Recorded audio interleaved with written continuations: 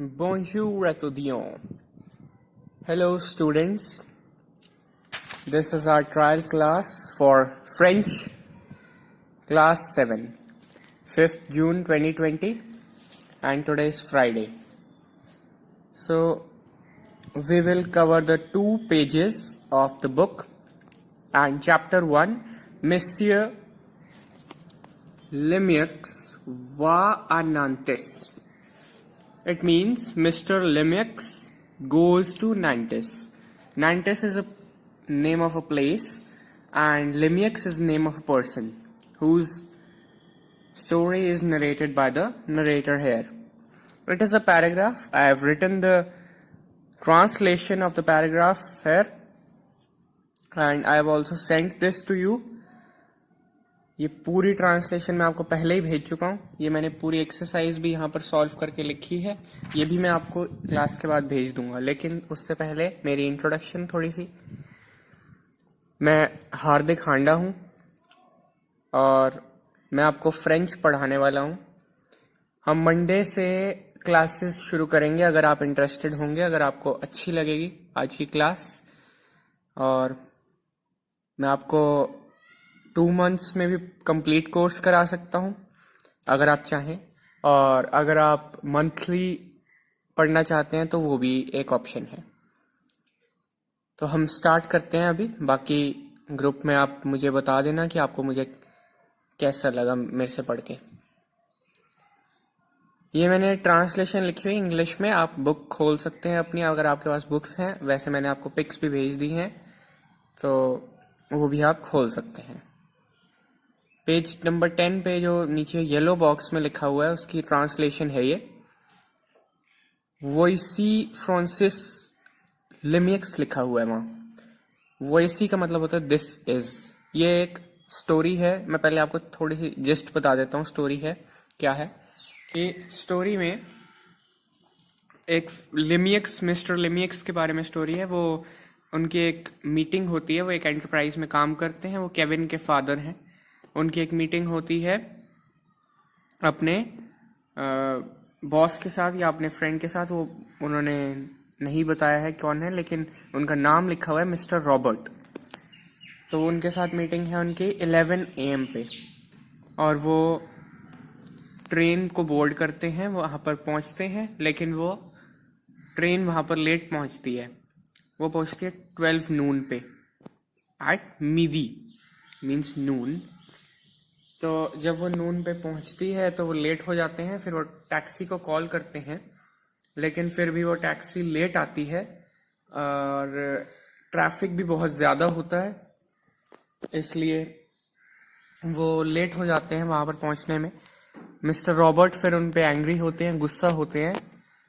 फिर वो उनसे माफ़ी मांगते हैं लिमिक्स और अपनी ब्यूटीफुल प्रेजेंटेशन दिखाकर उन्हें प्रपोजल देते हैं अपनी कंपनी की तरफ से, जो TGV उनकी कंपनी है उसके तरफ से, कि वो उनके साथ डील कर ले. तो अब हम इसको वर्ड टू वर्ड एक बार देख लेते हैं क्या है. This is फ्रांसोइस लेमियक्स. वॉइसी फ्रांसोइस लेमियक्स. फ्रांसोइस लेमियक्स मतलब है फ्रेंच मैन.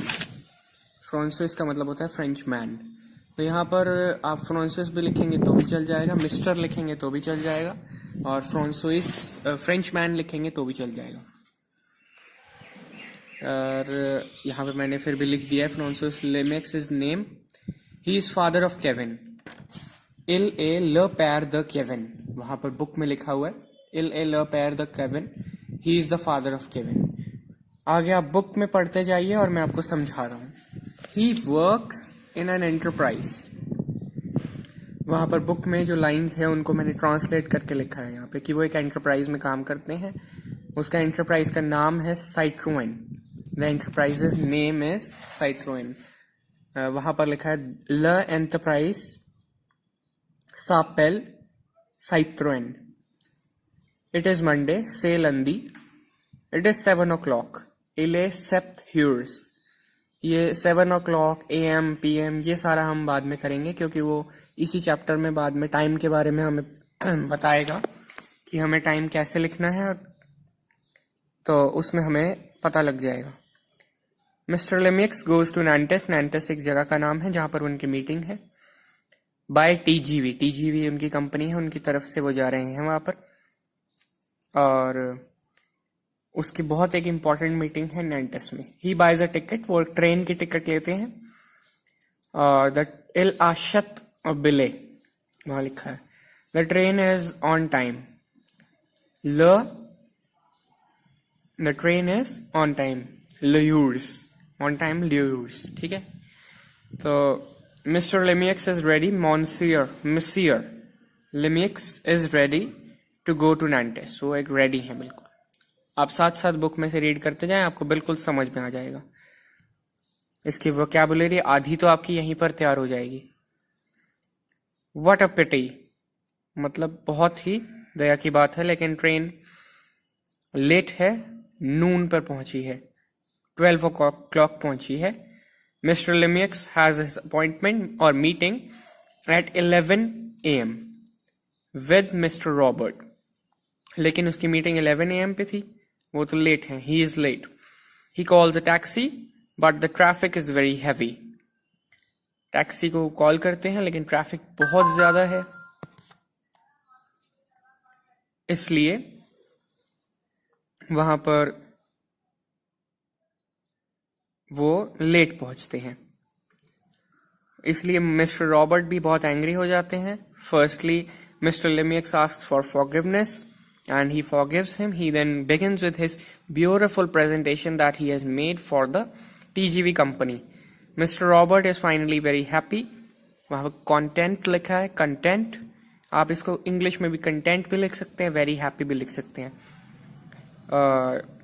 वो एक्सेप्ट कर लेते हैं मिस्टर लिमिक्स का प्रपोजल। इसको आप 2 बार 3 बार, जब तक आपको अच्छे से समझ ना आए, आप इसको रीड करें। आपको कोई भी डाउट है तो आप मुझसे पूछें। तो इसके बाद हम एक्सरसाइज को डिस्कस कर लेते हैं। 1 मिनट। हाँ, तो एक्सरसाइज में हमारा फर्स्ट क्वेश्चन जो है, उसमें हमें क्वेश्चंस के आंसर्स देने हैं। उसमें फर्स्ट क्वेश्चन है, कॉमो सापेल ल पैर द केविन। इसका मतलब है what is the name of the father of Kevin. अब इसको आपने सीधा ये नहीं लिखना है कि फ्रांसोइस लिमिक्स है। इसका आंसर आप 1 वर्ड में नहीं देंगे, इसको बिल्कुल ब्यूटीफुली प्रेजेंट करेंगे। आपको ब्यूटीफुली प्रेजेंट करने का ही ये तरीका मैं बताने वाला हूँ आगे भी और अभी भी। जैसे जैसे मैं बताऊंगा, अगर आप वैसे वैसे करते गए तो आपकी तैयारी भी बहुत अच्छी होगी और आपके मार्क्स भी बहुत अच्छे आएंगे। और जो आपकी ये मात्राओं की गलती होती है, जिसे आप एक्सेंट्स कहते हैं, ये भी नहीं होंगी अगर आप लिख कर प्रैक्टिस करेंगे और मेरे अनुसार करेंगे। इसको हम बिल्कुल एक यहीं से क्वेश्चन में से ही हमने उठाना है। ये देखिए, ल पैर द केविन सापेल फ्रांसोइस लिमिक्स, बिल्कुल आसान है, कोई इसमें दिक्कत नहीं है। वा मिसियर लिमिक्स। अब हम जब भी क्वेश्चन को पढ़ेंगे तो उसका मीनिंग पहले हमें पता होना चाहिए, तभी हम उसको आंसर कर सकते हैं। क्योंकि कई बार होता है कि 2 क्वेश्चंस को मिक्स कर दिया जाता है या उनका सेम वर्ड्स को डाल दिया जाता है, तो इसलिए हमें एक एक वर्ड का मतलब पता होना चाहिए। वा मिसियर लिमिक्स, वेयर डज मिस्टर लिमिक्स गोज।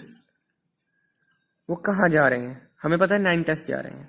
अब इसको लिखेंगे कैसे? बिल्कुल चैप्टर का जो नाम है, मिसियर लिमिक्स वा आ नैंटिस, सेम टू सेम वैसे ही लिखना है, मिसियर लिमिक्स वा आ नैंटिस। अब हमारा थर्ड क्वेश्चन, मैं जैसे ही कह रहा था बिल्कुल वही बात है इसमें।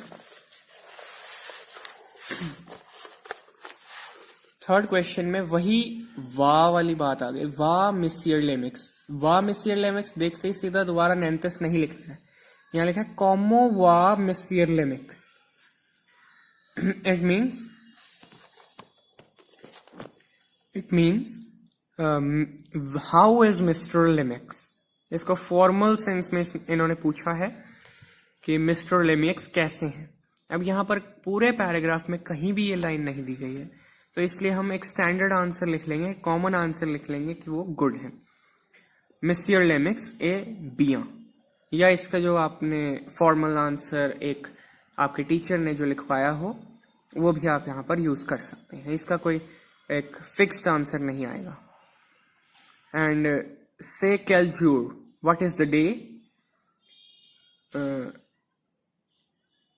In the paragraph we have studied that it is Monday, and in French we say Monday as lundi. Say lundi. À quelle heure Monsieur Lemix arrive à Nantes?